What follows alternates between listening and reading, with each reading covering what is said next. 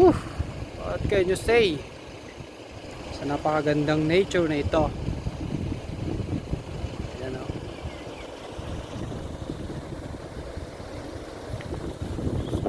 Sulit ang view. Linis ng ilog sa tabi ng rice terraces, sa gilid ng rice terraces, mga bundok po na maraming puno. Ganyan itsura nito kasi bagong tanim lang yan. Green na green yung mga palay. Sarap ng hangin, maririnig din, napakalakas ng hangin.